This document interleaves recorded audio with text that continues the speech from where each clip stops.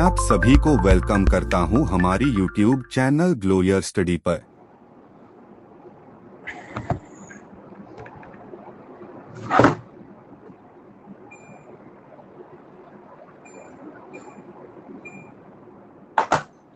Hello everyone, hope I am audible. Please confirm करें मेरी आवाज आ रही है आप सभी को।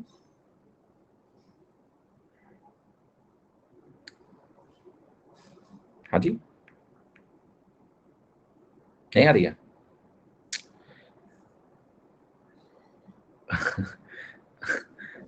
आई एम डेड पूछ रहा है, आप कैसे हो? कैसे बताऊं यार, ना नाम देख के डर लग रहा है। मैं अच्छा नहीं हूं, मैं यही ठीक हूं, मैं यही ठीक हूं। हाँ जी, alright. So just how many questions we solve? कितने क्वेश्चन हम लोगों ने कर लिए थे?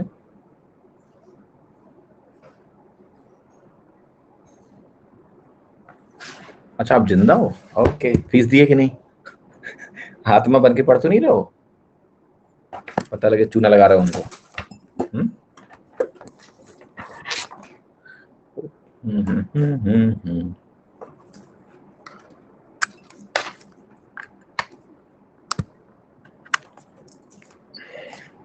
बस एक सेकंड देना।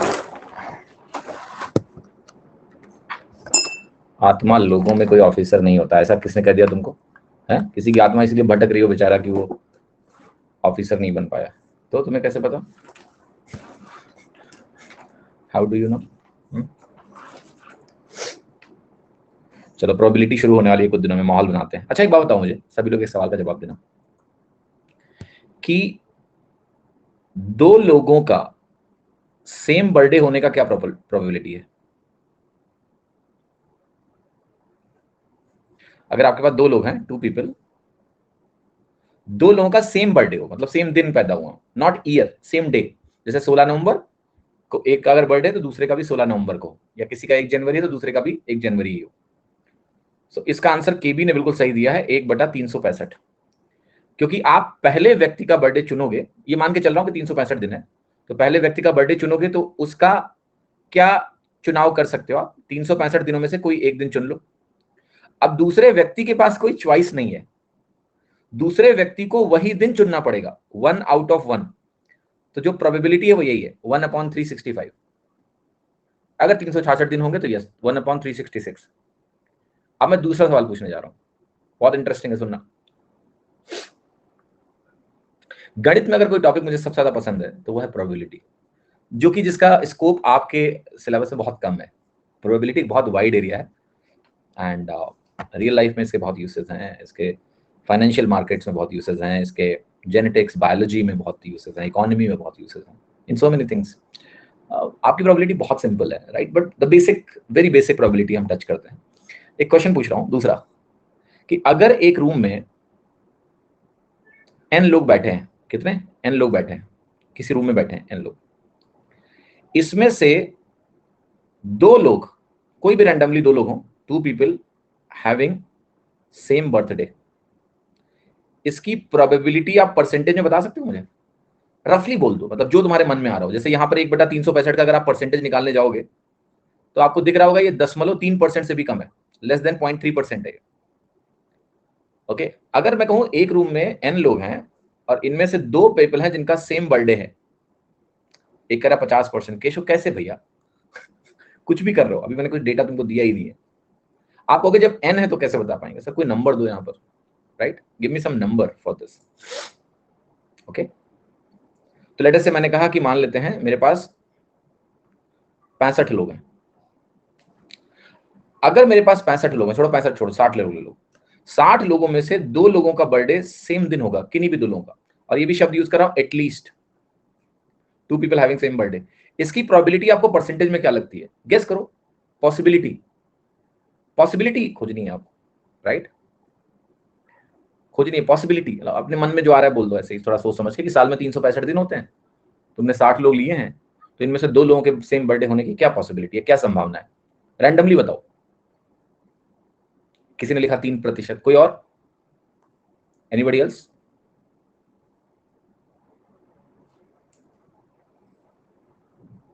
0.9%, okay very good.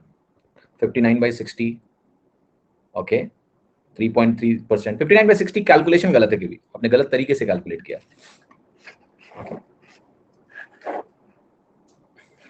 It will not be calculated this way.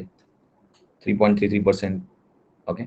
So let me tell you, the answer is 99%. Very surprising result. अगर आप किसी भी 60 लोगों का रैंडम ग्रुप पकड़ लो, उनमें से कोई ना कोई 2 लोग आपको ऐसे मिल जाएंगे जिनका बर्थडे सेम डेट को होगा, और इसकी 99% प्रोबेबिलिटी है। इस प्रॉब्लम को 1927 में इंट्रोड्यूस किया गया था बर्थडे पैराडॉक्स के नाम से। इसलिए क्योंकि यूजुअली जो हमारे दिमाग में नंबर आएगा वो कभी भी 99% हो ही नहीं सकता, क्योंकि साल में 365 दिन होते हैं, तो हमें ये लगेगा कि 60 लोग तो बहुत कम है उसके हिसाब से। बट अगर 60 लोग हो जाएं तुम्हारे पास, तो देयर इज अ 99% प्रोबेबिलिटी कि उनमें से 2 ऐसे लोग आपको मिल जाएंगे जिनका बर्थडे सेम हो। 99% प्रोबेबिलिटी का मतलब it's very high possibility, almost certain. समझेंगे नहीं ये बात? ये है प्रोबेबिलिटी, क्योंकि हमारा जो दिमाग होता है ना, वो प्रोबेबिलिटी के सेंस में ठीक से नहीं सोच पाता। जैसे आपको कोई इन्फॉर्मेशन मैं आपको दूं, जैसे यही इन्फॉर्मेशन है, until you really know how to calculate probability, आप इसका इन्फ्रेंस क्या निकालेंगे? हमेशा गलत निकालेंगे। मानते हो कि नहीं मानते हो? You will have a wrong inference. समझ में आया कि नहीं? जैसे कोई मुझसे बोले कि भाई 60 लोग हैं और एटलीस्ट 2 लोगों का बर्थडे सेम होगा, इस पे तुम शर्त लगाओगे मुझसे? मैं लगा लूंगा उससे शर्त, क्योंकि 99% प्रोबेबिलिटी यार, तगड़ा शर्त लगा लो। ठीक है, हाँ जी। ऑल्दो 1% चांस है कि we will lose, but 99% chance है ना कि हम जीत जाएंगे। सो यहां पर आप रिस्क को अपने कहीं ना कहीं जानते हो कि 1% का ही रिस्क है। तो मेरा जो बेट है 1 - 1/60 गलत है कि भी, वो तरीका ही कैलकुलेशन का गलत है। आपका उत्तर संयोगवश उसके आसपास आ रहा है, बट ये तरीका आपने जो लगाया है वो सरासर गलत है। इसको कैलकुलेट करने का तरीका काफी खतरनाक है। ठीक है, 1 - 1/60 का कोई लॉजिक ही नहीं है जो आप कर रहे हो। It's wrong. May be value करीब आ रही है। ठीक है, समझ में आया कि नहीं?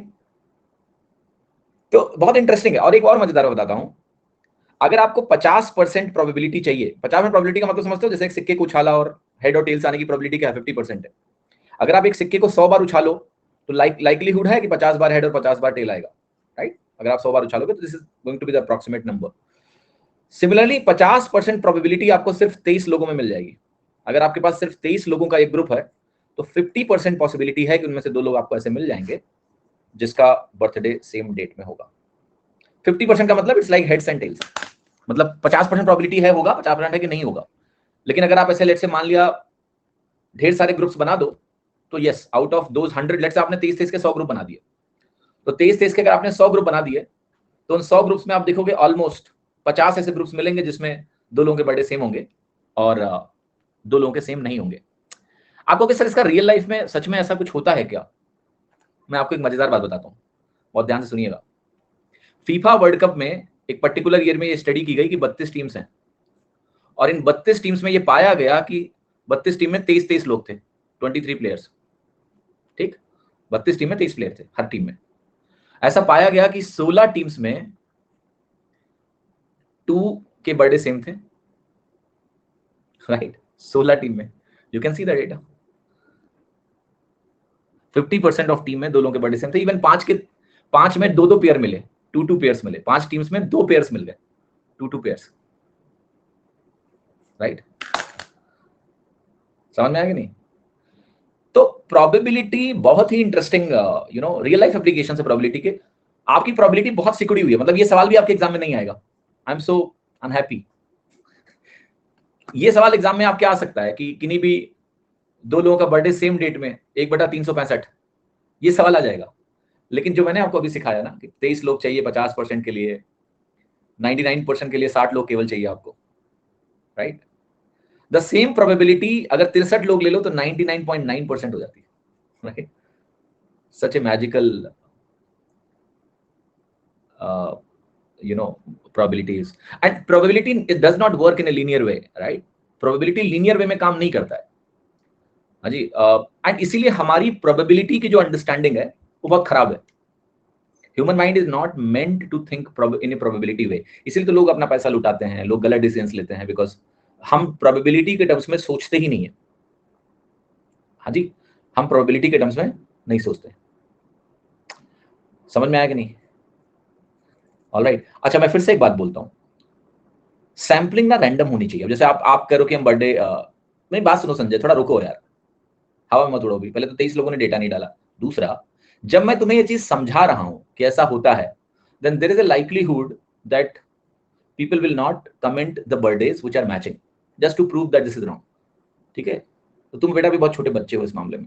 ठीक है, सैम्पलिंग, रैंडम सैंपल, ये सब अभी जानते नहीं हो तुम, तुम्हें आती नहीं है प्रोबेबिलिटी ठीक से, तमीज से। समझे कि नहीं? तो and again I am saying this, when I से 99% प्रोबेबिलिटी, इट इज नॉट 100%।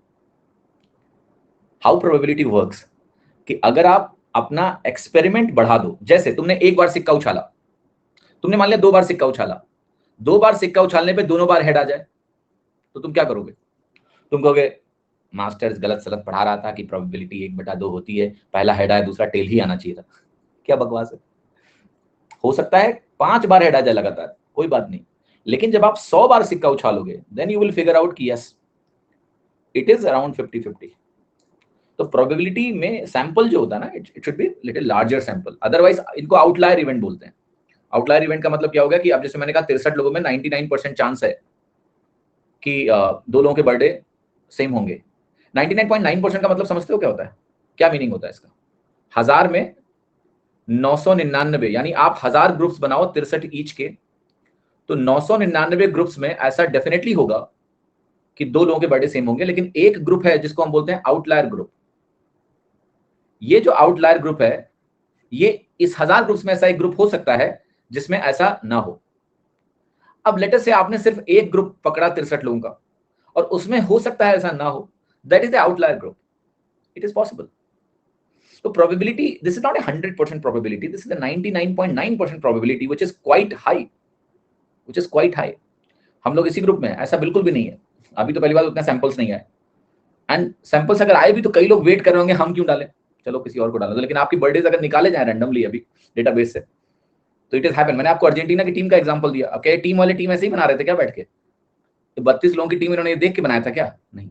तो प्रोबेबिलिटी की जो अंडरस्टैंडिंग है वो रियल लाइफ में एग्जांपल्स ऐसे मिलते रहते हैं। अगर आप यू नो प्रोबेबिलिटी कि भाई ऐसा होता है, ये 1927 की प्रॉब्लम है, 1927। तो there have been such instances been tested into so many scenarios. यहाँ सिर्फ 32 लोगों का सेट लिया गया है, it's not even 100 times, only 32।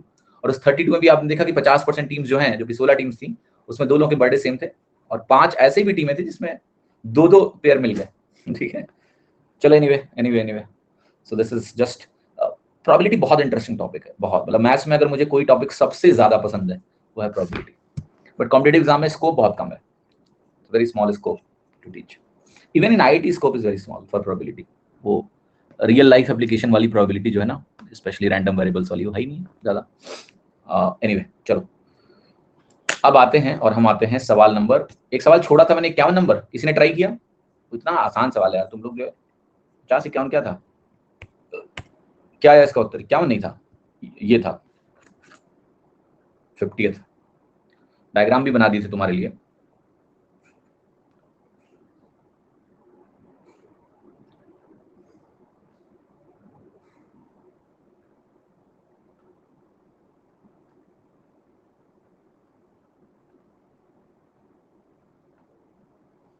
कई लोग करेंगे जाके 23 लोगों को इकट्ठा करेंगे।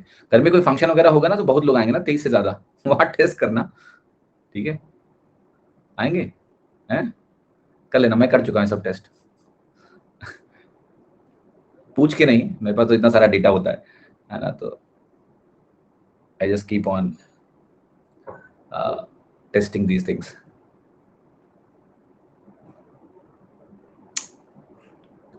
नॉट कि ये गलत हो जाएगा, नो, मैं टेस्ट इसलिए करता रहता हूं कि मेरे दिमाग में ना प्रोबेबिलिटी वाली थिंकिंग जो है ना, वो बनी रहनी चाहिए। क्योंकि if you do not practice you forget ना, आपका दिमाग फिर उस पर रिएक्ट नहीं करेगा। हमारा माइंड बना ही नहीं है प्रोबेबिलिटी के टर्म्स में सोचने के लिए, समझे कि नहीं? तो देखो यहाँ पर मैंने क्या आपको इस सवाल में समझाना है कि ये आपका जो रेडियस है, इसको मैं आर बोल देता हूं। अगर आपने ये भुजा ली, मान लिया ए बी और सी, हाँ जी, तो यहां पर अगर भुजा मैंने एबीसी ली है तो मैं आपको ये समझाने की कोशिश कर रहा हूं कि जनरल नोटेशन में क्या होता है, बी के अपोजिट बी होता है, सी के अपोजिट सी होता है, ए के अपोजिट ए होता है। ये जनरल नोटेशन है। यस, तो अगर ये जनरल नोटेशन है तो इस त्रिभुज का एरिया अगर डेल्टा है, डायमीटर ए भी लिखा हुआ है क्या? अच्छा, एसी एंड बीसी, ठीक है बेटा, करेक्ट कर लेता हूं मैं, सॉरी, माफ कीजिएगा। डायमीटर ए बी पर है ना, ठीक है, तो ये ए बी सी कर दो इसको, तो ये ए हो जाएगा, ये बी हो जाएगा, ये सी के अपोजिट यहां सी हो जाएगा। तो यहां से जो तुमने परपेंडिकुलर डाला है, इस पॉइंट को आप ओ बोल दो, सर्कल का, सेमी सर्कल का सेंटर है। तो त्रिभुज का जो एरिया है डेल्टा, यहां डेल्टा किस चीज को रिप्रेजेंट कर रहा है? त्रिभुज का एरिया। तो डेल्टा की वैल्यू क्या होगी? Area of triangle C A, ये सॉरी ओ पॉइंट है ना, so O A C plus area of triangle O B C. तो ये बनेगा half into B into R plus half into A into R. तो ये बनेगा आपका b plus A by two into R. R की वैल्यू क्या आई? 2 delta upon A plus B, C option. अब चाहो तो इसको याद रखो, तरीका हमने वही सिमिलर सा लगाया जैसे आप इनसेंटर में करते हो ना, डेल्टा अपॉन एस प्रूफ करने के लिए। बस यहां हमें तीसरे साइड की जरूरत ही नहीं पड़ी, इन दोनों से टोटल एरिया मिल गया, उस टोटल एरिया को हमने डेल्टा बोला and we solved it like this. Clear है कि नहीं? जब ये पूरा इन सर्कल अंदर होता है तो 3 ट्राइंगल्स का टोटल डेल्टा के बराबर होता है, तो यहाँ ए प्लस बी प्लस सी आता है, आपको याद होगा। और ये 2 नीचे लेके आओगे तो A plus B plus C by 2 S बन जाता है, सेमी पेरीमीटर बन जाता है। हाँ जी, चलो 67 सवाल हो गए थे, कितने? 67। ये हो गया था, ये हो गया था, ये नहीं हुआ था क्या? कितने सवाल हो गए थे बेटा? ये हो गया था शायद ना, 7 वाला। ये करना है, ठीक है। A slice of circular pizza of diameter 14 inches is cut in such a way that the slice forms a sector of angle measuring 45 degree. Find the area of the cut slice of pizza in square inches square.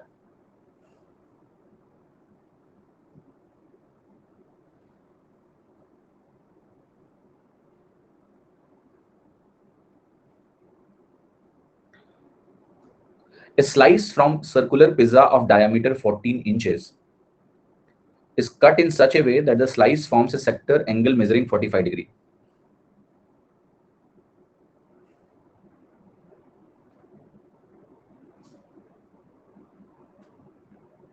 ठीक है, this is the scenario. और diameter अगर 14 है तो radius 7 हो गया। इसका अगर एरिया मुझे निकालना है तो आप सिंपल सा बोलोगे कि जो 45 डिग्री है ये 360 डिग्री का 1/8वां हिस्सा होता है, 1/8। ये भी सभी को क्लियर होगा। This value is simply 360 degree by 8। तो जो एरिया होगा वो भी 1/8 होगा, और 1/8 में जो 7 रेडियस के सर्कल का एरिया होता है वो 154 होता है। 154 को आपको 8 से डिवाइड कर लेना होता है, कर लो। ये कितना आ जाएगा आपका? 19.75, क्योंकि अगर 160 होगा तो 20 बनेगा, तो 20 माइनस 3/4 हो गया, 19.25। ठीक, वो 38.5 का आधा, 19.25। ठीक है, क्लियर है कि नहीं? Yes.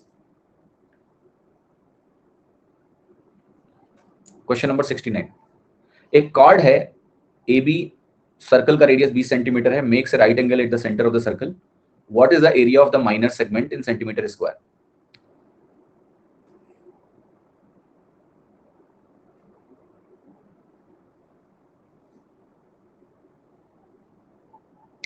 A chord AB of a circle of radius 20 centimetre centre पे राइट एंगल बनाती है। तो ये हमारा काइंड ऑफ सिनेरियो है। यहाँ रेडियस हमारा 20 है। इस माइनर सेगमेंट, सेगमेंट आप समझते हो ना, इसको माइनर सेगमेंट बोलेंगे। ये मुझे इस माइनर सेगमेंट का एरिया कैलकुलेट करना है सेंटीमीटर स्क्वायर में, इन सेंटीमीटर स्क्वायर। तो ये कैसे कैलकुलेट होगा, इस पे जरा सोचते हैं। तो आपको 90 डिग्री का मतलब क्या हो गया? 90 डिग्री के 4 सेक्टर्स बनते हैं, तो इट्स लाइक क्वार्टर सर्कल। तो 20 रेडियस में अगर हम जाएंगे तो पाई आर स्क्वायर बाई 4 बनेगा इसका एरिया, माइनस ये जो ट्राइंगल है इसका एरिया माइनस करना है। तो ये जो ट्राइंगल का एरिया है वो कितना है, हाफ इंटू 20 इंटू 20, तो ये हो गया आपका 200, ये हो गया मेरा 400 यानी 100 पाई, 100 पाई तुम्हारा 314 होता है, माइनस 200 हो गया, ये वैल्यू आपकी 114 के बराबर है। ठीक है, समझ में आया सभी को, यस और नो? हाँ जी,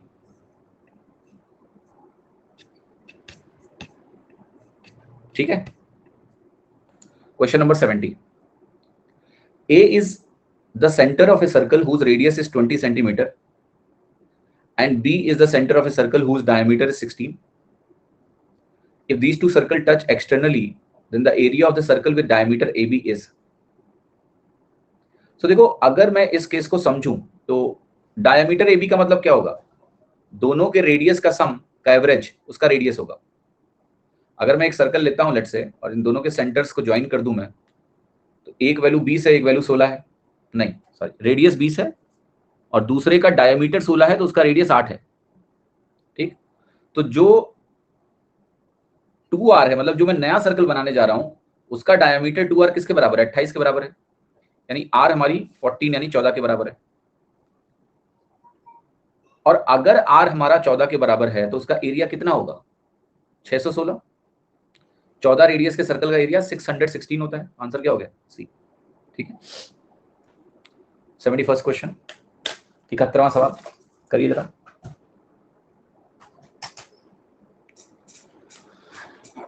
क्वेश्चन नंबर 71,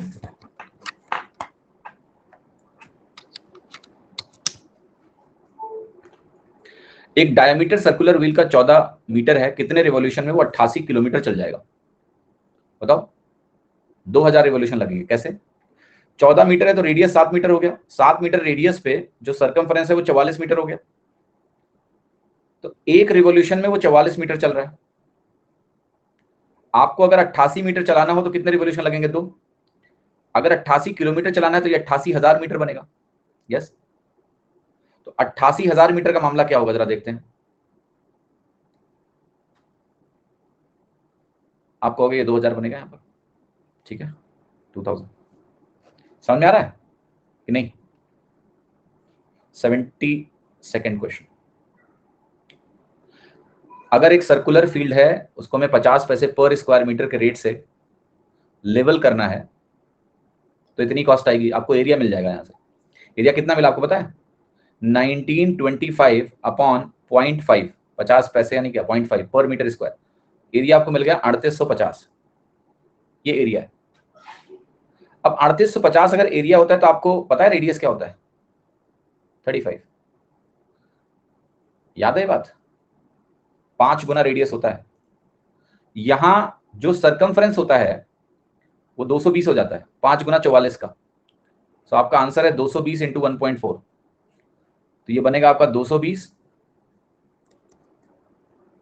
प्लस 220 इंटू 0.4, 88, ये वैल्यू आपका हो जाएगा 308 सी।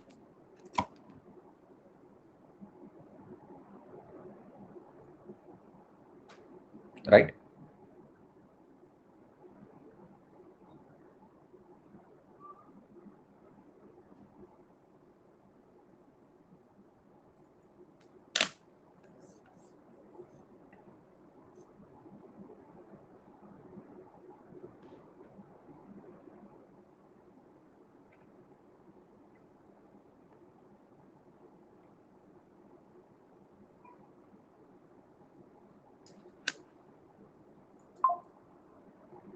ठीक है।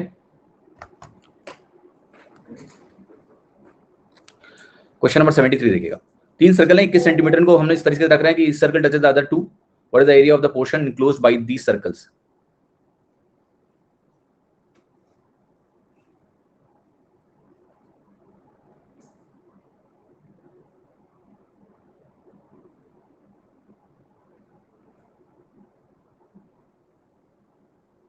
यहाँ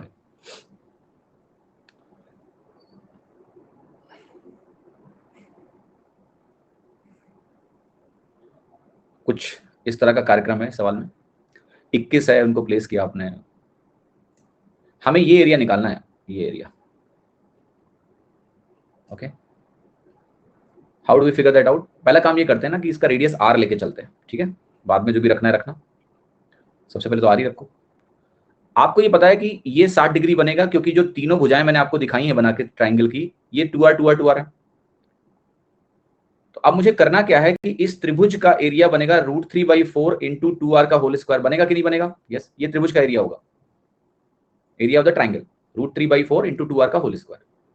इसमें से जो 3 सेक्टर है ना 60-60 वाले, इनका एरिया मुझे माइनस करना पड़ेगा। तो 3 जो सेक्टर 60-60 वाले हैं आर रेडियस के, ये इक्विवेलेंट है, अगर इनको बगल बगल में रख के जोड़ दोगे तो 180 डिग्री का सेक्टर बन जाएगा। यस, यानी सेमी सर्कल, यानी पाई इंटू r²/2 आया। तो ये बनेगा आपका √3r² minus pi r²/2। In case आप इसको एज ए फॉर्मूला ध्यान रखना चाहते हैं तो ये फॉर्मूला है √3r² माइनस पाई r²/2। अब क्या करना है आपको इस सवाल में, जो सवाल दिया है, क्योंकि रेडियस 21 है तो चीजें थोड़ी सरल हो जाएंगी आपके लिए, क्योंकि 21 का स्क्वायर तो बन जाएगा 441/3। जब रेडियस 21 होता है यानी 3 गुना होता है, तो आपको पता है एरिया कितना होता है? 1386 याद है ना? तो आप 1386/2 सीधा लिख लीजिए। ये बनेगा 2 छक्के 12, 2 9 18, 2 3 6 693। आंसर क्या है? 1 मिनट, ये ऑप्शन 441/3 माइनस 693। ये बात कितने लोगों को समझ में आई और कितने लोगों को समझ में नहीं आई? हाँ जी, तो ये फॉर्मूला भी ध्यान रख सकते हो आप इस तरह के सवाल में, कैसे इसको एरिया को लिखना है, ताकि कई बार हो सकता है आर वगैरह देके आपसे फॉर्मूला ही पूछ ले कि भाई बताओ इसकी वैल्यू क्या है। एग्जाम में कहाँ टाइम वेस्ट करोगे, याद रखना पड़ेगा। 2 इक्वल मैक्सिमम साइज के सर्कुलर प्लेट्स आपने काटे हैं एक सर्कुलर पेपर शीट से जिसका सर्कमफरेंस 352 सेंटीमीटर का है। The circumference of each circular plate is.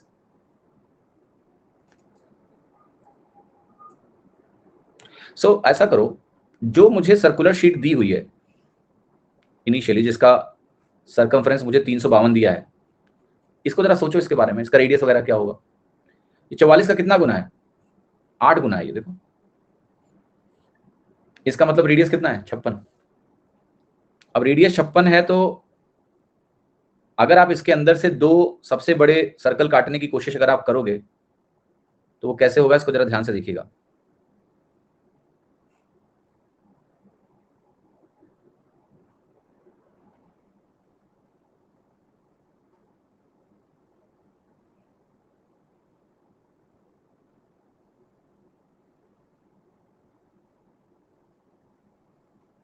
Like this, right? तो आप इस तरह से 2 मैक्सिमम सर्कल काट पाओगे। तो उनका जो रेडियस है, क्योंकि ये रेडियस जो बड़े वाले सर्कल का है वो 56 आया, तो ये अंदर वाले जो सर्कल्स हैं इनका रेडियस तो 28 ही हो जाएगा, क्योंकि आपको समझ ही आ रहा है हाफ हो जाएगा। आप मुझे बताओ कि इसका आंसर क्या बनेगा। 28 रेडियस के सर्कल का सर्कमफरेंस क्या है? आपको 4 गुना, तो 44 का 4 गुना 176 बनेगा। पर मैं आपको एक बात बताने जा रहा हूं, क्या जो वैल्यू मैंने लिखी है कहां का 14 होगा? कहां 14 होगा? कैसे?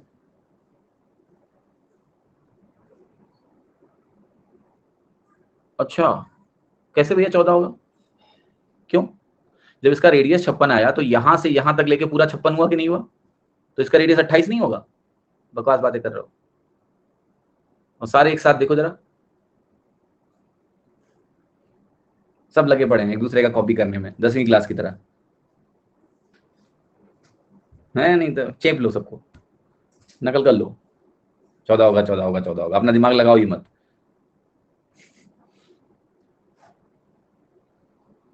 अब चलो, अब तुम्हारा कंफ्यूजन दूर करते हैं, शब्दों में बात करते हैं। कहानी सुनाता हूं तुमको एक अच्छी सी कहानी। ये है, जैसे नहीं आता है उस पर, मैं भी जैसे गाड़ी चलाता हूं तो कभी कभी एफएम लगा देता हूं तो उसमें आता है नीलेश मिश्रा की कहानी। ठीक है।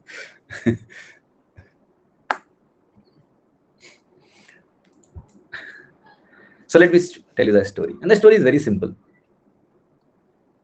जो बड़े वाले सर्कल का डायामीटर है, क्या छोटे वाले सर्कल का डायमीटर उसका आधा है या नहीं? बोलो हाँ या नहीं। Yes.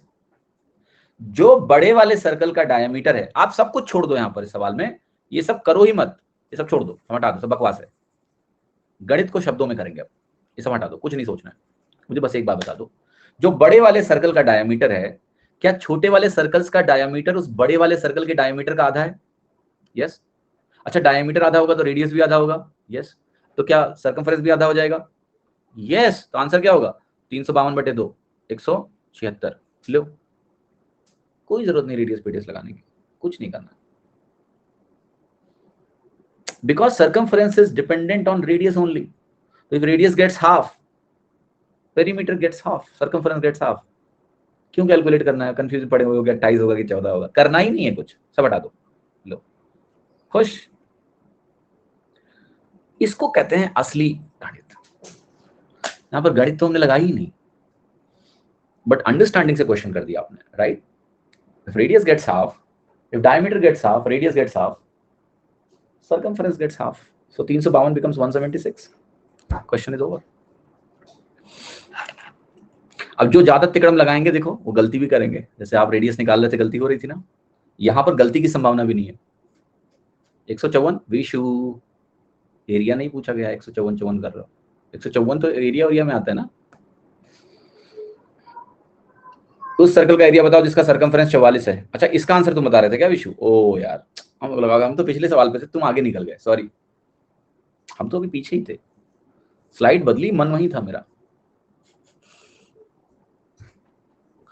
Question number 76, the inner circumference of a circular field is 704. A road 7 meter wide is constructed on the outside. Find area of the path. Wow, what a question. 44 से जरा डिवाइड करिए 704 को सबसे पहले। तो आप चाहो तो पहले 11 से काट लो, 11 चक्का 66, 11 चौके 44, फिर 4 से काट लो, 16 आ रहा है कुल मिलाकर। अच्छा, जब 16 आया, एक कौन 112 लिख रहा है? मत लिखो, नहीं जरूरत है। 16 गुना, इतना ही बोलो बस, तो ध्यान से देखना।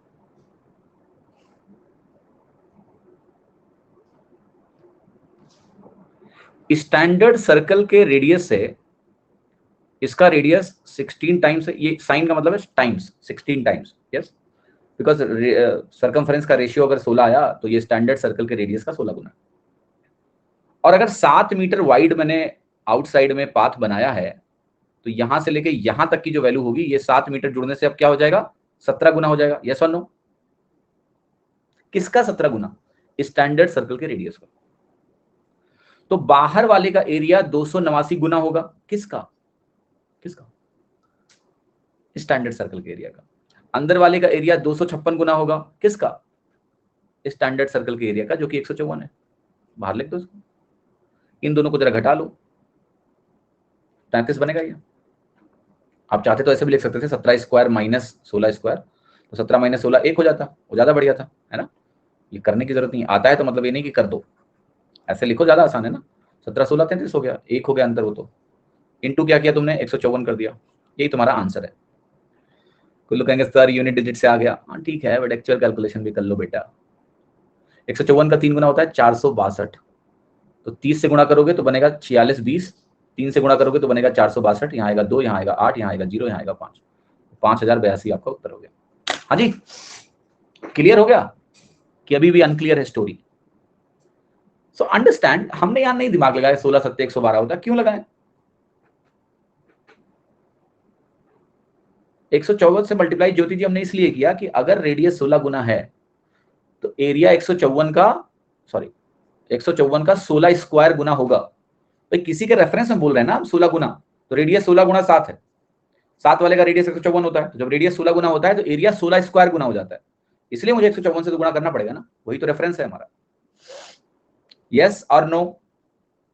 7 यूनिट्स को मैंने 7 मीटर को 1 यूनिट माना है। आप समझ रहे हो ना कि 7 मीटर वाइड अगर आपने बनाया तो आपने 1 यूनिट बढ़ा दिया, 16 गुना के बजाय 17 गुना हो गया। आप खुद सोचो कि इसका कितना फायदा आपको कैलकुलेशन में मिल रहा है स्टैंडर्ड सर्कल का। अदरवाइज ये सवाल अननेसेसरी बोरिंग है और कॉम्प्लेक्स है। अगर आप इसको पाई वाई लिख के करोगे, आप खुद देख लो यार कितना फर्जी काम करना पड़ेगा तुमको। तो ये क्लास 10th नहीं है, थोड़ा स्मार्ट बनो और ऐसे ओरली आप इस क्वेश्चन में सीधा डायरेक्टली ये लिख सकते हो 33 × 154। The only line you will write on the paper is this. और कुछ नहीं लिखना, उसके बाद अगला रिजल्ट लिख दो आप। अगर इस सवाल की बात करोगे तो इसके अलावा कुछ लिखना है आपको 33 × 154 नहीं, और 4 × 12 होता है, यूनिट डिजिट आ गया, आपने लगा दिया। मानता हूं सवाल आसान है, किंतु अगर आप इस सवाल को वाकई में कैलकुलेट करेंगे तो आप देखिए कितना जटिल है। फिर रेडियस में 7 था ना, वो कहां गया, कहां 7 था रेडियस में? हम उसको रेफरेंस में देख रहे हैं ना बेटा। मैं आपको पढ़ाया ना कि रेडियस 14 होता है तो एरिया क्या होता है, 616 होता है। 154 का 4 गुना हो जाता है। क्यों? क्योंकि 7 वाले का 154 होता है तो 14 वाले का 2 गुना यानी 4 गुना एरिया हो गया। वही रेफरेंस हमने यहाँ भी यूज कर लिया। जिसने भी इस चीज को नहीं समझा है वो यार प्लीज समझ लो, मैं 4 साल से चला रहा हूँ इस चीज को यूट्यूब पर, ज्यादा हो गया, 6 साल हो गया यूट्यूब पे मैंने वीडियो डाला इसके बारे में 2018 में। अगर रोड 8 मीटर वाइड होता तो कुछ नहीं कर सकते, सॉल्व करना पड़ता। तो बहुत नेचुरल है अभिनव यार, 7 का मल्टीपल नहीं होगा तो हम यार भगवान थोड़े ना हम लोग। ये वही बात होगी कि पानी गिर गया सर मैच ही नहीं होगा तो बढ़ जाएंगे पॉइंट, रद्द हो जाएगा match. So it is simply dependent on when we have radius as a multiple of 7. समझेंगे नहीं? बात समझ में आई? अब आप कहोगे इसका फायदा क्या है? फायदा यह है बेटा कि रेडियस अक्सर 7 के मल्टीपल आते हैं एग्जाम में। तो अगर तुम ये नहीं सीखोगे तो तुम पीछे हो, क्योंकि ये 7 के मल्टीपल के केस में ये सवाल जल्दी हो सकता है। बाकी तो आपका जनरल मेथड है ही, समझे कि नहीं? यस। साइकोलॉजी में एक माइनॉरिटी रूल होता है, मैं बताता हूं इसका मतलब क्या होता है। Don't think in terms of population majority और माइनॉरिटी। जैसे तुम्हारे घर में मान लिया कोई एक ऐसा आदमी है जो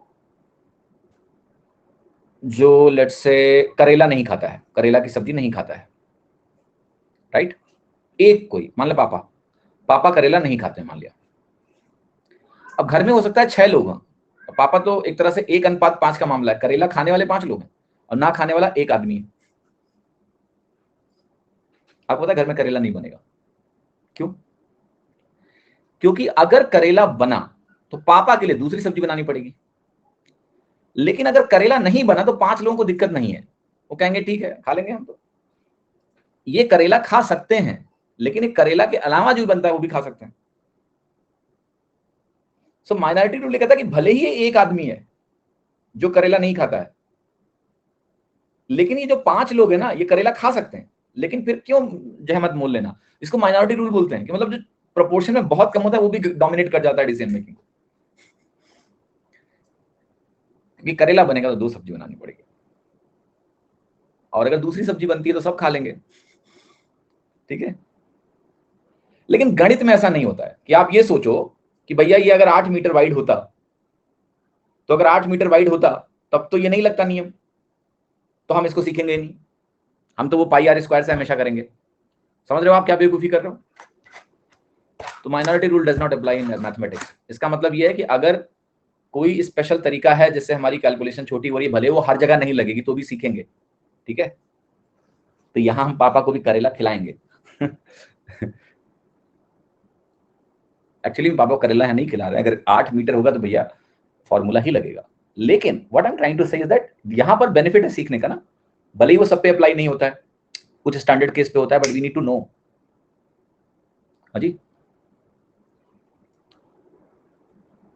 77 आपको पसंद है करेला? पसंद नहीं है, नापसंद भी नहीं है, I am okay. It's better कि ना मिले, पर मिल जाए तो मना भी नहीं करता हूं, राइट?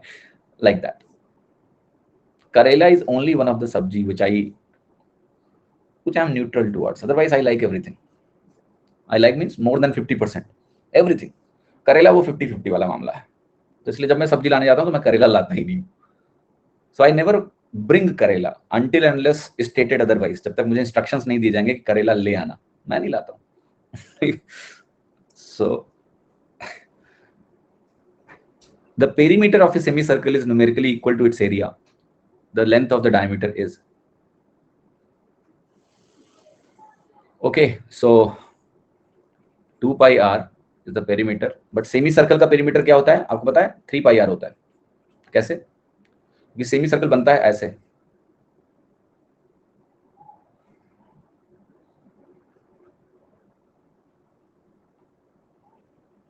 थ्री पाई आर नहीं होता है, 3 पाई आर स्क्वायर होता है हेमीस्फेयर का टोटल सरफेस एरिया। यहां आपको मिलेगा pi R plus 2r, pi R plus 2r, right. तो ये वैल्यू आपको कितना दी हुई है?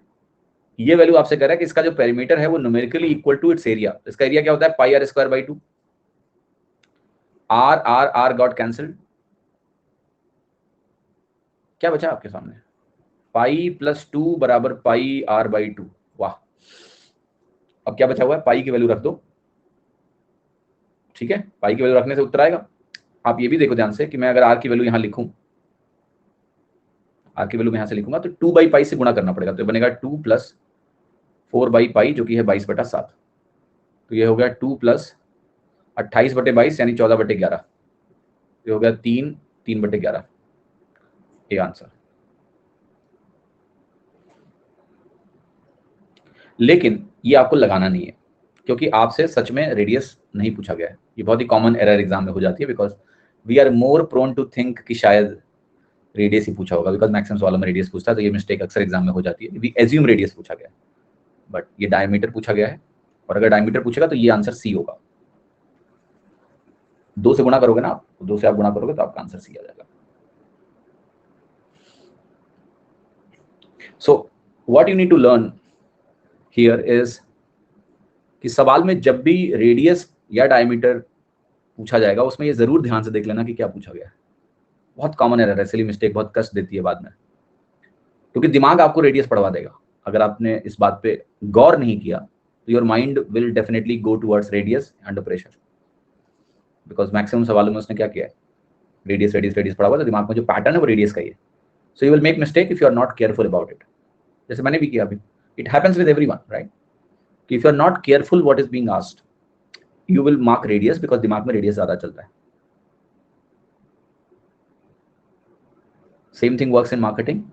मुझे पहले समझ नहीं आता था कि लोग मार्केटिंग क्यों करते हैं। Seriously I could never understand लोग पैसा लगा के क्यों मार्केटिंग करते हैं। हमारे कॉलेज में फेस्ट होता था, तो फेस्ट में क्या होता था, लोग स्पॉन्सरशिप लेके आते थे, तो मुझे समझ नहीं आता था।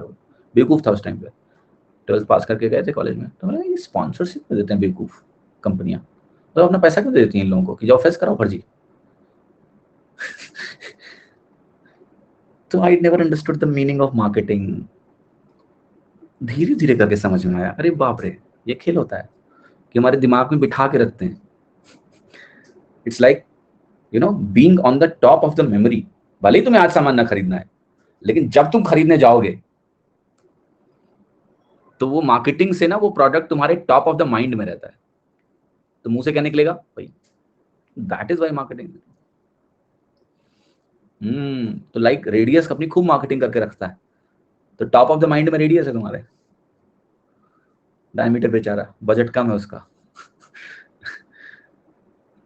तो you ignore it, but costly पड़ जाएगा आपको। ठीक है, तो थोड़ा ध्यान रखिएगा। और बहुत कॉमन मिस्टेक है, हो जाती है एग्जाम में, तो बी अवेयर अबाउट इट। कि मेरा सिंपल सा मुझे याद है, जब मैं एग्जाम इंजीनियरिंग के लिख रहा था, तो I made a rule for my self. एक टर्म होता है, कितने लोगों को पता है? ह्यूरिस्टिक सुना है आपने? ह्यूरिस्टिक नाम का सब सुना है किसी ने? अंग्रेजी, अरे पूछ लिया जाएगा एग्जाम में, आ जाएगा इस साल। ह्यूरिस्टिक नहीं जानते हो तुम लोग? अरे यार ऐसा मत करो यार। Heuristic basically, अब I don't know the dictionary meaning, right? Because I have not seen the meaning in the dictionary, but इसका जो contextual meaning है वो है rule of thumb. Heuristic basically ऐसा समझ लो होता है कि जैसे एक कॉम्प्लेक्स प्रोसेस होता है डिसीजन मेकिंग का, और एक होता है रूल ऑफ थंब, दादी के नुस्खे। Okay, and something told to you कि आपके डिसीजन मेकिंग प्रोसेस में you can use that quickly. Rule of thumb कि आप किसी कॉम्प्लेक्स प्रोसेस में जाने के बजाय you are just using that as a rule of thumb. ठीक है, that is the contextual meaning of this word. So heuristic are basically quick decision making using some rule of thumb. तो मेरा heuristic क्या था? मैं am telling you this. The heuristic that I made was कि yes, quick decision making, whatever you can say.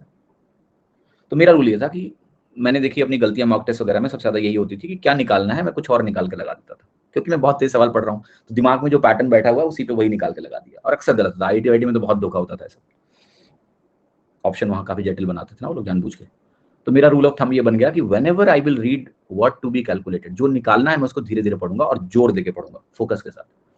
तो usually मैं सवाल तेज पढ़ता था, लेकिन जो निकालना है वहां स्लो हो जाता था, और उसको दिमाग में रिपीट करता था, क्या निकालना है, रेडियस निकालना है कि डायमीटर निकालना है, काइंड ऑफ, सो दैट कि उसमें मैं गलत ना हूं। ये मेरी ह्यूरिस्टिक थी फॉर अवॉइडिंग सच एरर्स, क्योंकि अगर आप थोड़ा सा भी लैप्स होगे तो ये गलतियां आपसे होंगी।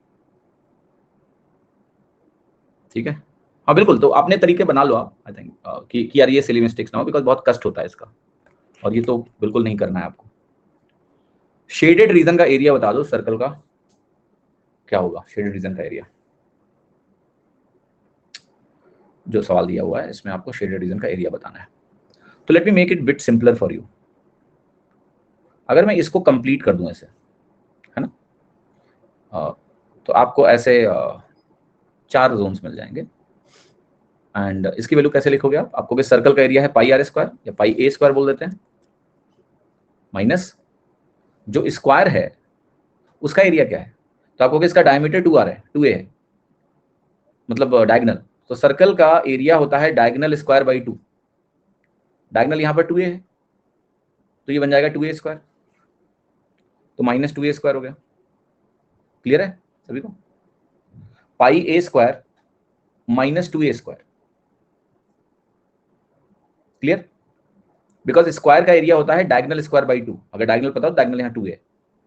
लेकिन मुझे जो आंसर लगाना है यहाँ पर, ये इतना नहीं लगाना है, मुझे इसका 1/2 करके आंसर लगाना है, क्योंकि आंसर में तो शेडेड रीजन यही है बस। तो 2 से डिवाइड कर लो, और 2 से अगर मैंने इसको डिवाइड कर लिया, अब इंपॉर्टेंट लेकिन मैं बताऊं क्या है आपके लिए, कि इन इसका कंबाइंड जो एरिया है ना, पाई माइनस 2 इंटू ए स्क्वायर है, ध्यान रखो। अगर रेडियस ए है तो ये चारों रीजन का जो एरिया बनेगा that is pi minus 2 into A square. ठीक, अब यहां पर जो वैल्यू बनेगी वो बनेगी pi minus 2 into A square by 2।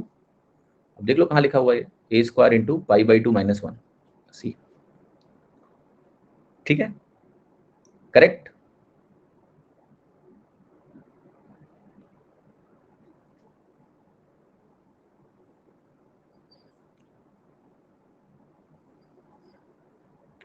चलो 79 क्वेश्चन देखते हैं। सर्कल का एरिया 22 सेंटीमीटर स्क्वायर से बढ़ जाएगा अगर रेडियस में 1 सेंटीमीटर से बढ़ा दो। आपको बताना है कि ओरिजिनल रेडियस सर्कल का क्या था। तो आप कहोगे हमने पाई को r+1 का होल स्क्वायर कर दिया, ये वैल्यू 22 के बराबर आ गई। पाई को 22/7 लिख दो, तो r+1 का whole square minus r square बनेगा, 22 से 22 कटेगा, 7 बन जाएगा। इसमें a square minus b square का फॉर्मूला लगा लो, या इसको ओपन कर दो, r square plus 2r+1 minus r square is equal to 7। So 2r is equal to 6, यहां से r की वैल्यू आ गई 3 सी। ठीक है, समझ में आ गया सभी को कि नहीं आया? r की वैल्यू कितनी आई? 3। और ये क्यों हुआ? बहुत सिंपल है। देखो 22/7 का एक फैक्टर है इंटू जो डिफरेंस ऑफ रेडियस है, ये मुझे 7 बनाना पड़ेगा, तभी तो 22/7 7 से कट के 22 बनेगा। और ये डिफरेंस 7 का अगर आप ध्यान से देखो तो 4 स्क्वायर और 3 स्क्वायर में आता है, 2 कंसेक्यूटिव नंबर्स का स्क्वायर, क्योंकि एक बढ़ा के स्क्वायर करना है। It can only come when I take 4 square minus 3 square, क्योंकि उसका अंतर 7 बन जाएगा, 4 माइनस 3 और 4 प्लस 3 7। तो जो ओरिजिनल रेडियस है वो 3 होगा। ये काउंटर इंट्यूटिव वे है थिंकिंग का, रिवर्स डायरेक्शन में सोचने का तरीका है कि 22 कब बढ़ेगा। समझ में आया कि नहीं? कितने लोगों को चीज क्लियर हो गई? ठीक है,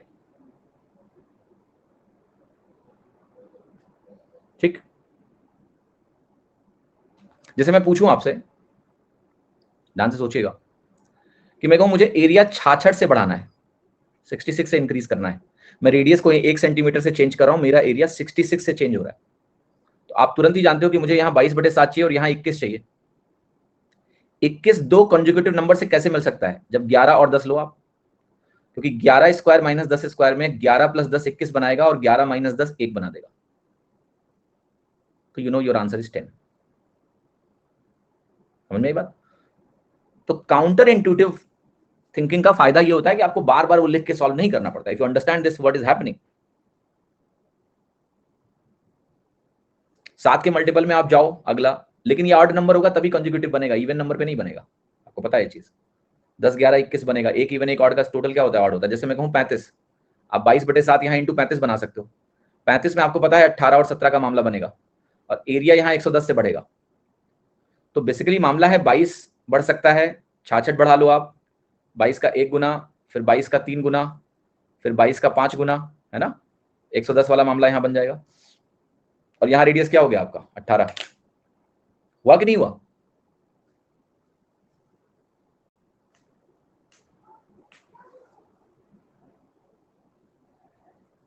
मतलब 17।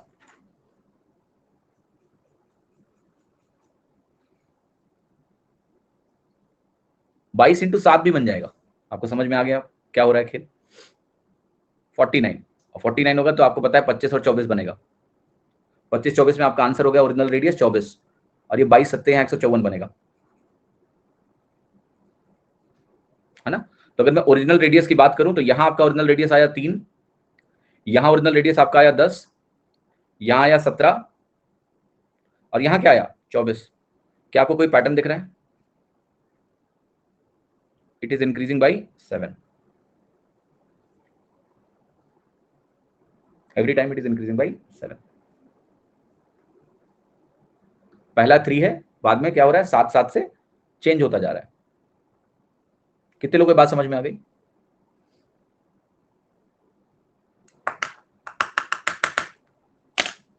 Alright, so I am just telling you this process. मेरी पूरी जो मैथमेटिकल लर्निंग है ना वो इसी तरह से हुई है, looking at a pattern then exploring it, what's happening, what's the pattern, let's look at, there is a good pattern happening over here. हो रहा है कि नहीं हो रहा है पैटर्न? समझ में आया आपको कि नहीं?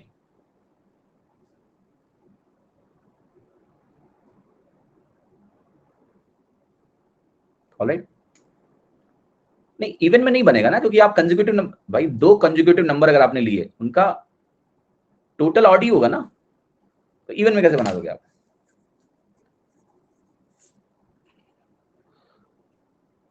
चौदह किन्हीं 2 कंसेक्यूटिव नंबर का सम नहीं हो सकता है, नॉट पॉसिबल। हाँ जी,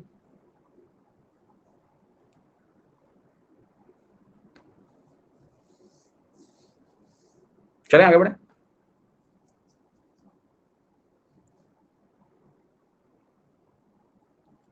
नेक्स्ट क्वेश्चन 80वां सवाल देखिए। Ratio of the numbers giving the measures of the circumference and the area of circle of radius 3 centimeter. Circumference और area 2 pi r और pi r स्क्वायर, 2/r हुआ। रेडियस बोल रहा है 3 है तो 2/3 हो गया। ठीक, बी ऑप्शन। सो रेडियस और सर्कमफ्रेंस का रेशियो, मतलब सर्कमफ्रेंस और एरिया का रेशियो क्या होता है? 2/r, B 2/3। 81वां सवाल। Inner circumference of a circular path around a circular lawn is 440। Radius पता लग गया आपको, 7 × 10, 44 का 10 गुना, तो रेडियस भी 10 गुना। लेकिन 10 गुना मतलब 70 निकालो मत, बस सोच लो 10 गुना। What is the radius of outer circumference of the path? Path is 14 metre wide. 10 गुना था, 14 मीटर वाइड पाथ लगा तो 12 गुना हो गया, तो 12 7 84 हो गया। कितना कन्वीनियंट देखो आपके लिए सब कुछ। इसेंशियली आप करो कि अगर ये 440 का सर्कमफ्रेंस है तो ये 70 है, क्योंकि 7 गुना है। 10 गुना है तो 7 का 10 गुना 70 है, और ये 14 है तो जोड़ भी लो चलेगा, 84 आ जाएगा आपका। मैंने ये बोला था कि ये 10 गुना है, ये 2 गुना और जुड़ गया, 7 दूनी 14, 12 गुना हो गया, 12 7 84 हो गया। पर यहाँ 12 बगैर बोले भी काम चलेगा कि आपको एरिया तो निकालना नहीं है, रेडियस ही निकालना है, सीधे 70 में 14 जोड़ दो, आ गया। 82वां सवाल देखिए, 82nd। सर्कुलर फील्ड का जो एरिया है वो इतना है, फेंस करना है, रेट दिया हुआ है पर मीटर, बताओ। अब इस सवाल में थोड़ा सा प्रॉब्लम है। क्या? इस सवाल में ये मान लिया गया है कि आपको ये मालूम है कि 1 हेक्टेयर कितने मीटर स्क्वायर के बराबर होता है। कोई बताएगा कितना होता है?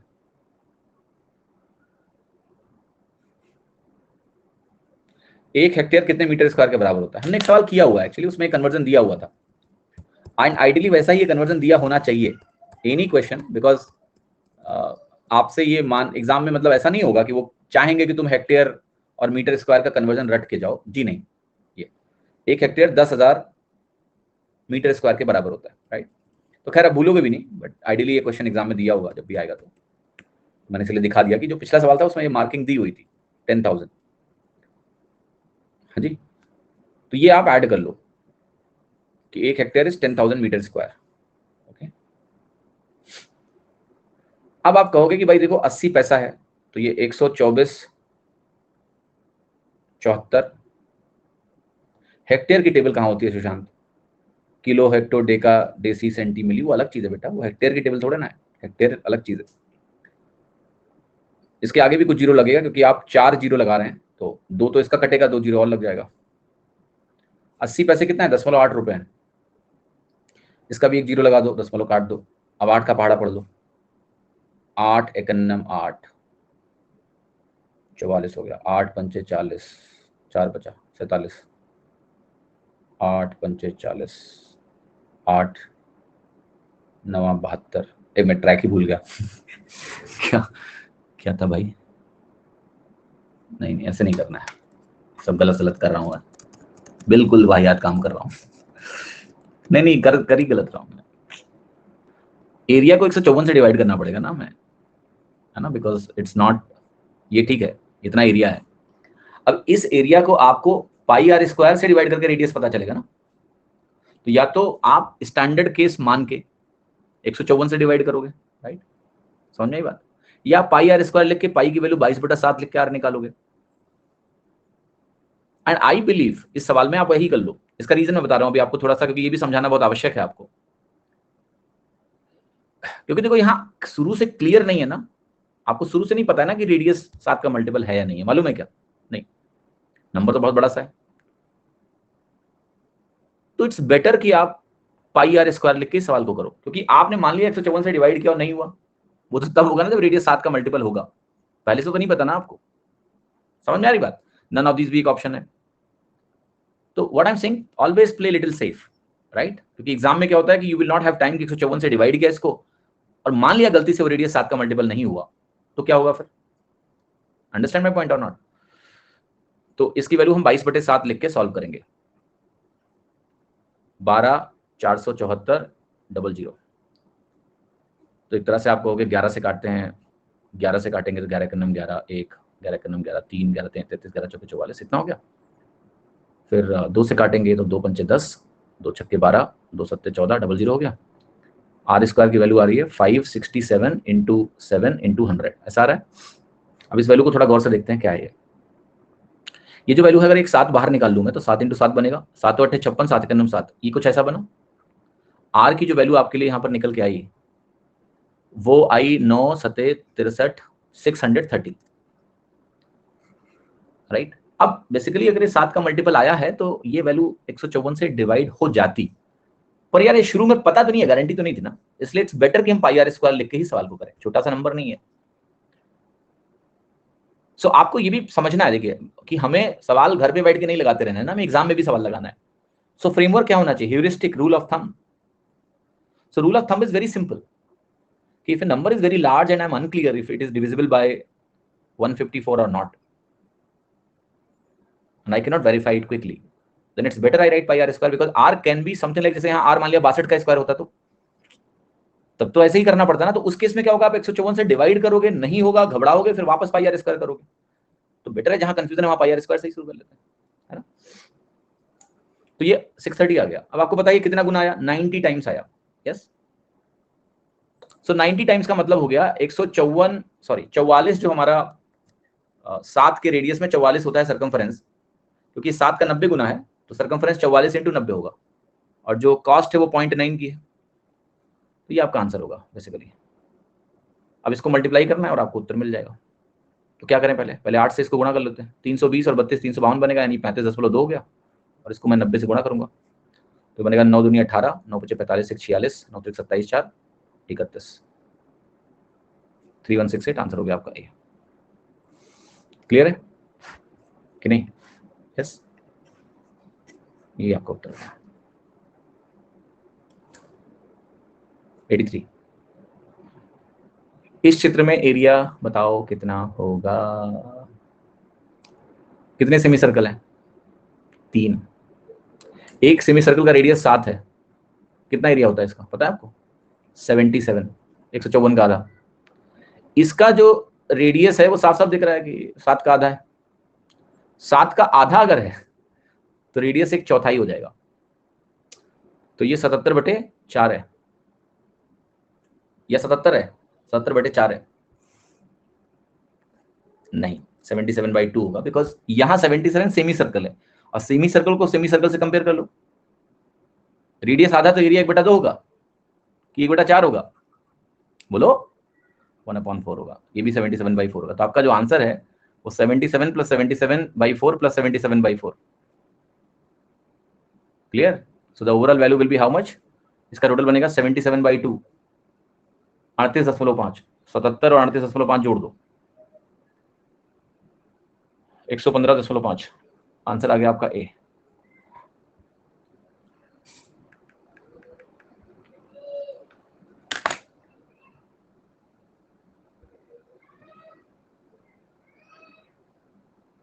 हाँ जी,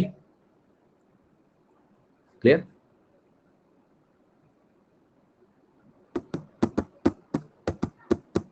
there is one more way to think this question, and that is simply कि आप इसका एरिया सोचिए 1, इसका एरिया 1/4, इसका एरिया 1/4। इस 1 के रेस्पेक्ट में सेमी सर्कल हाफ रेडियस 1/4 1/4, तो आपका ओवरऑल एरिया कितना बनेगा? 1 + 1/4 + 1/4 यानी 1.5, यानी 3/2। 3/2 ऑफ व्हाट? 77।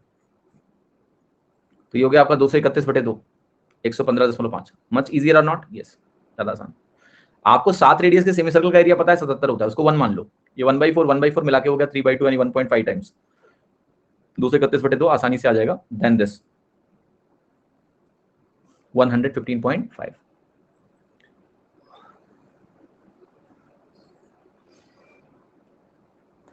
चौरासी, 84th। What is the radius of circular field whose area is equal to sum of the areas of 3 smaller field? 8, 9, 12।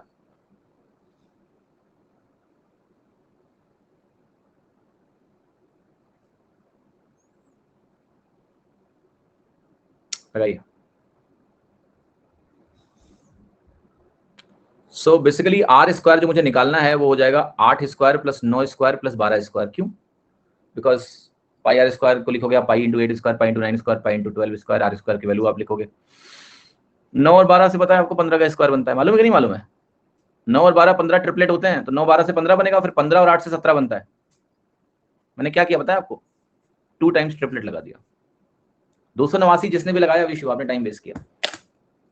इसको कहते हैं डबल ट्रिपलेट एप्लीकेशन। भाई 9 12 का स्क्वायर अगर राइट एंगल में विजुलाइज करो तो 15 का स्क्वायर होता है, देन 15 और 8 का स्क्वायर क्या होता है? 17 का स्क्वायर होता है। तो अगर आप टोटल करने जाओगे तो आपका कुछ सेकंड एक्स्ट्रा ही लगेगा। लगेगा कि नहीं लगेगा? आप लिखोगे 64, आप लिखोगे 81, आप लिखोगे 144 और इनको जोड़ोगे फिर 289 लाओगे। But this we can do too fast. 9 12 15, 15 8 17। The only thing is that जब हम ये नंबर्स के टर्म्स में देखते हैं तो हम ट्रिपलेट्स नहीं देखते हैं। हमारे लिए पाइथागोरन ट्रिपलेट यहां देखना आसान है कि 9 12 15 होता है, लेकिन जब ऐसे लिखा होगा 9 स्क्वायर + 12 स्क्वायर, देन हमारा दिमाग 15 स्क्वायर तक नहीं ले जाता है हमें आसानी से, बिकॉज हम स्लॉटेड होते हैं, हम बिल्कुल स्लॉटेड चल रहे हैं कि जोड़ना ही पड़ेगा। ठीक है, बट ऐसा नहीं है। ठीक है, तो be quick in identifying the patterns. इसके लिए आपको खुद को थोड़ा ट्रेन करना पड़ेगा। जैसे अब ये एक इन्फॉर्मेशन तुम्हारे दिमाग में गई, तो नेक्स्ट टाइम जब भी ऐसा सवाल आएगा यू विल एटलीस्ट ट्राई, है ना? तो पहले तो ये होता है कि ज्ञान ऐसा मिले कैसा होता है, तो दिमाग को आइडिया रहता है कि अच्छा ऐसा भी कुछ कर सकते हैं। अब आगे काम आपका है कि इसकी प्रैक्टिस भी आप करो। ठीक, 85। A rope by which a calf is tied in a circular field is decreased from 23 to 12. What is the decrease in the area to be grazed by it? तो बेसिकली क्या है कि पहले 23 का एरिया ग्रेज हो रहा था, अब सिर्फ 12 का एरिया ग्रेज हो रहा है।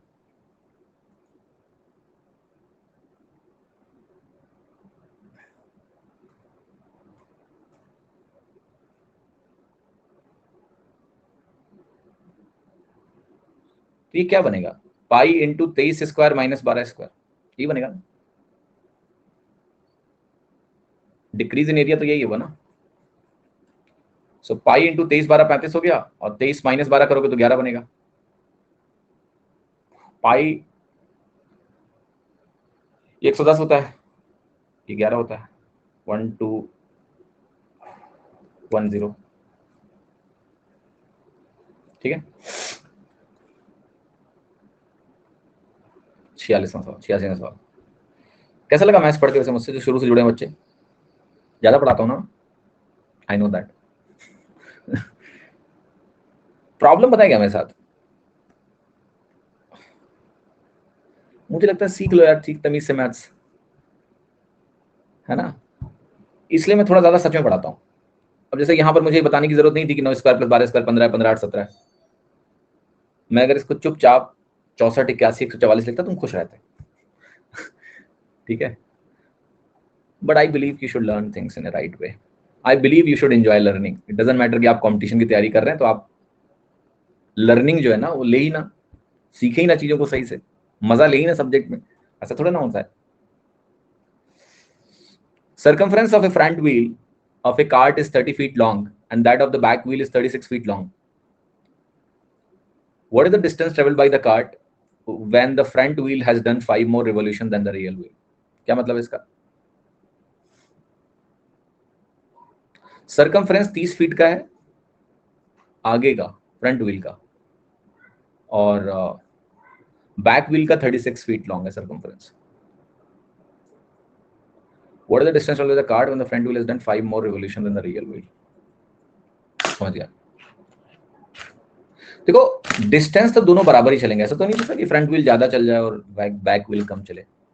तो नेचुरली जो नंबर ऑफ रिवॉल्यूशन होंगे फ्रंट व्हील के वो ज्यादा होंगे, वो कम रेडियस की है तो वो तेज घूमना पड़ेगा उसको, और जो बड़े रेडियस की थोड़ा स्लो चल सकती है, so that distance remain same.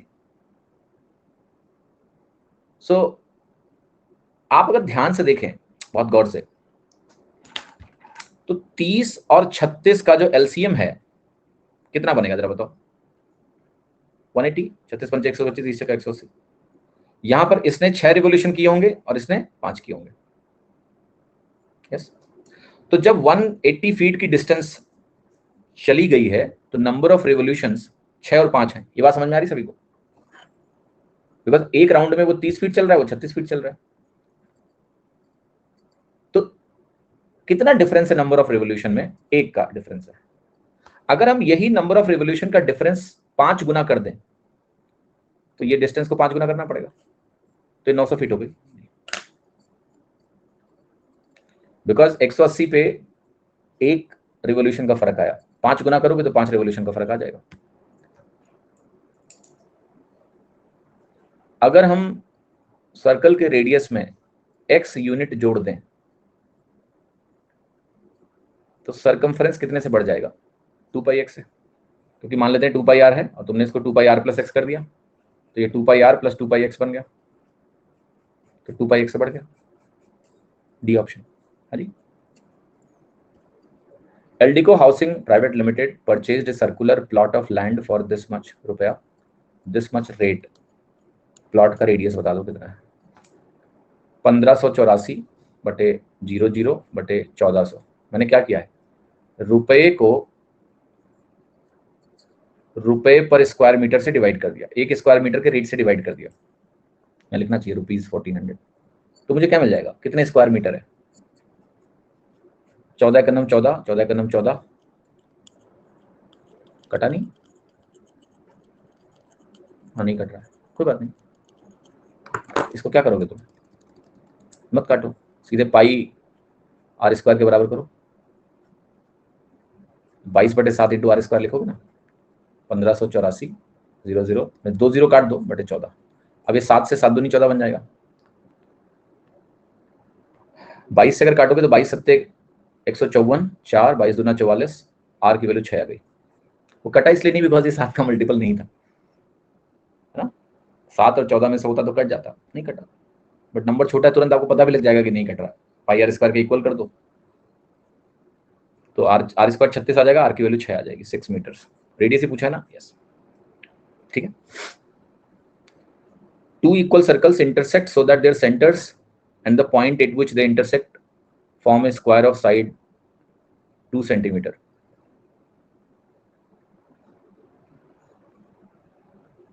The area of the portion that is common to the circles is. तो इसेंशियली ये क्या कह रहा है कि दो बराबर सर्कल हैं और वो इंटरसेक्ट कर रहे हैं, इक्वल सर्कल का इंटरसेक्शन है। बट इंटरेस्टिंग जो पॉइंट है वो आपको समझना है कि कह रहा है कि ये जो सेंटर्स को इनसे जब हम मिलाएंगे ना ऐसे, तो ये जो एंगल है ना ये 90 डिग्री के बनेंगे। This is what they are saying, क्योंकि स्क्वायर फॉर्म हो रहा है, ये 90 डिग्री का कोण है। आर आर आर आर इसके बारे में निकालना। तो मैं कुछ लिखने जा रहा हूं, बहुत गौर से देखिएगा। जब भी एक स्क्वायर है आपके यहां, let's say this is the question, और इस स्क्वायर के भीतर इस तरह का फॉर्मेशन आप करते हो, अरे यार,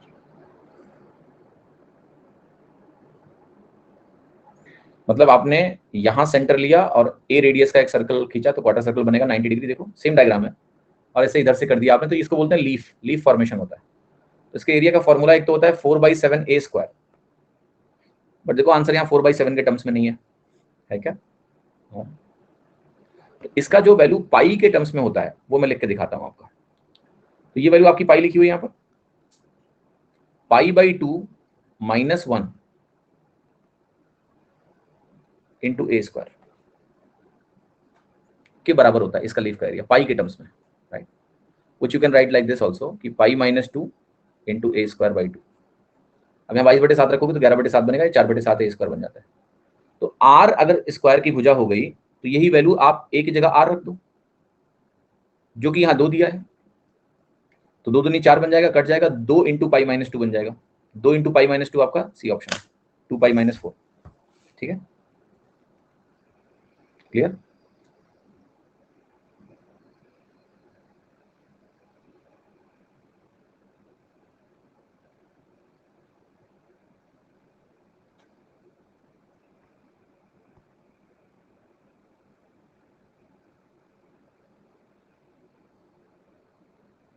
हाँ जी, सो दैट्स इट, डन। ये विराम लेते हैं, आज कल मिलेंगे, है ना।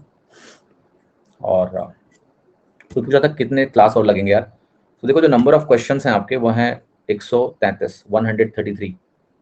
हमने ऑलरेडी 90 के आसपास पहुंच गए, 40 क्वेश्चन के आसपास हैं, प्लस कुछ एरिया फॉर्मूले आपको बताने हैं शेडेड के। सो डेफिनेटली 2 क्लासेस, और आज का दिन हमारा है बुधवार, तो बृहस्पति और शुक्र तो क्लास हम कर ही रहे हैं। अगर रिक्वायरमेंट होगी तो सैटरडे भी कर लेंगे, so that mensuration will be over by this week. And next week हम लोग प्रोबेबिलिटी और स्टैटिस्टिक्स शुरू करें, ठीक है। तो that will be the plan. तो इस हफ्ते हम लोग मेंसुरेशन को क्लोज कर लेंगे, सो दैट अगले हफ्ते हमारे पास मेंसुरेशन का लोड ना रहे और हम प्रोबेबिलिटी और स्टैटिस्टिक्स को शुरू करें, सो दैट वो टॉपिक भी अच्छे से आपको समझ में आ जाए, ठीक है। तो चलिए अपना ख्याल रखिए, बाकी मिलते हैं कल आपसे शाम को। Bye bye, thank you so much.